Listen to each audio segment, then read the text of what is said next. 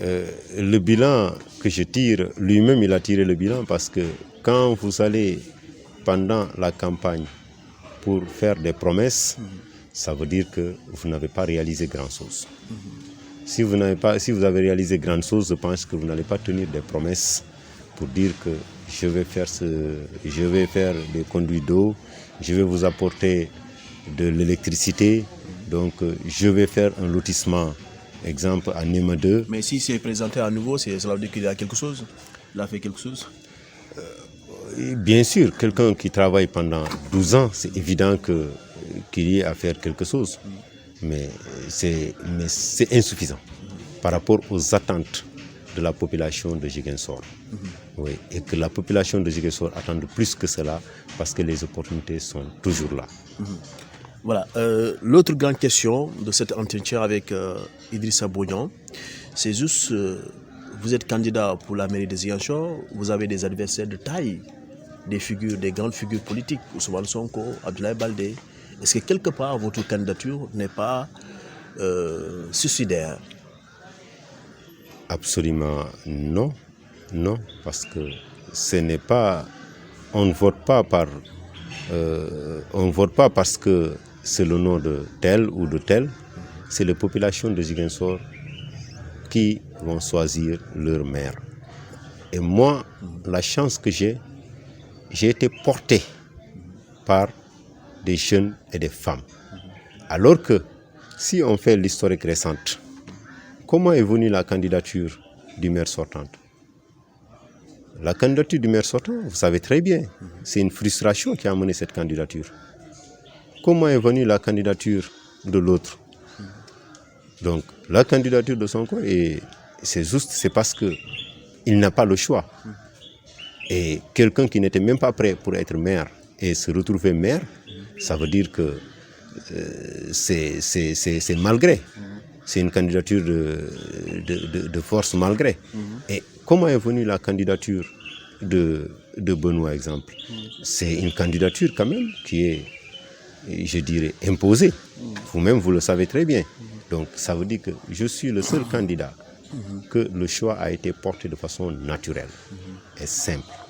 Et je rends grâce à Dieu parce que j'ai derrière moi des femmes très engagées, mais aussi très responsables. Et c'est des acteurs de développement, mais aussi des jeunes engagés et déterminés. Donc, nous disons toujours que notre candidature, c'est pour le changement. Et un changement ne s'opère pas en un seul jour. C'est un processus. Nous sommes dans ce processus-là. Donc, on continue le travail et on espère qu'au soir du 23, que Dieu nous donnera la victoire. Et qu'on ait la victoire, qu'on n'ait pas la victoire, le travail va continuer. Parce que nous sommes dans un processus et nous sommes engagés pour changer cette ville de Ziguinchor. Et toute l'équipe est engagée, déterminée pour se mener quand même à bout Ziguinchor dans la voie de l'émergence réelle et résoudre le problème de déséquilibre qui existe aujourd'hui à Ziguinchor sur les investissements dans les infrastructures et dans le fonctionnement. Voilà, justement, Idrissa Bodian, maire de Ziguinchor, le 23 janvier prochain, si cela arrive, est-ce que le docteur va auditer l'équipe sortante? Audit pour évaluer ce qui est là, ce qui marche et ce qui ne marche pas, et savoir qui fait quoi et qui fait quoi exactement. Parce qu'au niveau même de la municipalité, il y a un réel problème. Et que moi, j'ai envie même et intention de changer cette organisation municipale. Parce qu'on ne peut pas avoir des mairies qui sont là pour gérer le fonctionnement. Parce qu'il y a beaucoup de personnel qui sont là, excusez-moi du terme, presque à ne rien faire. Donc cela veut dire que vous allez revoir le système? Exactement, nous allons revoir le système de fonctionnement de ces mairies et informatiser le maximum pour faciliter quand même, donc fluidifier quand même le travail. Et ensuite, permettre aux populations de se sentir au cœur de cette municipalité. Comment le faire? Aujourd'hui, dans chaque quartier, il y a un délégué de quartier. Et ce délégué de quartier est nommé par le maire. Mais ce délégué de quartier, certes, il assiste au conseil, mais il n'a pas de pouvoir réel là-bas.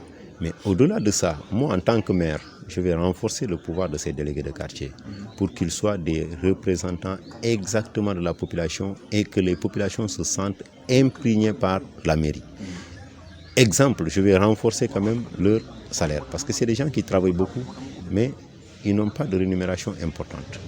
Augmenter leur rémunération et aussi revoir aujourd'hui le système donc, de la jeunesse. Exemple, les associations sportives et culturelles qui sont là. Donc, il y a des multitudes d'associations culturelles, mais harmoniser cela. Dans chaque quartier, créer 2 ou 3 ou 4 associations pour permettre quand même qu'ils s'impliquent davantage sur le développement de leur quartier. Donc, les jeunes, les femmes et tous les imams aussi vont s'impliquer dans ce processus-là. Donc, chacun se sentira quand même comme maire dans son quartier et il va gérer les affaires de la cité comme il se doit. Parce qu'on a l'impression que devant nous-mêmes, devant chez vous, vous voulez faire ce que vous voulez parce que vous dites que ça ne m'intéresse pas. Alors que la gestion de la cité, c'est une affaire de tous.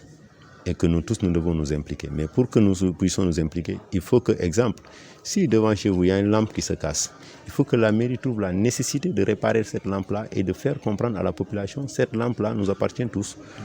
Exemple aussi, dans les marchés, si on paye les taxes, c'est parce que la mairie doit nettoyer.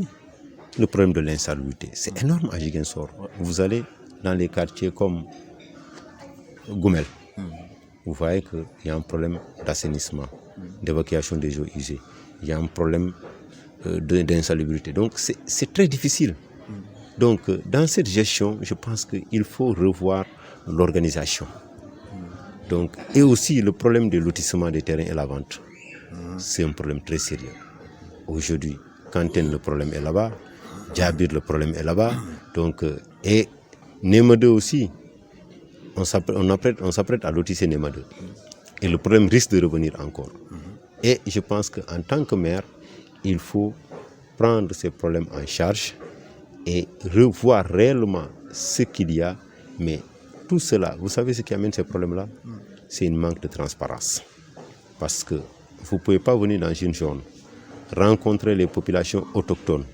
Quelqu'un qui a 1 hectare, vous voulez prendre pratiquement les 70% de ces terres et vous lui donnez 30%, je pense qu'il y a problème.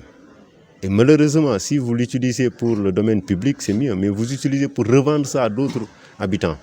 Donc ça crée des conflits internes. Sur ce problème précis, qu'est-ce qu'on peut attendre de vous?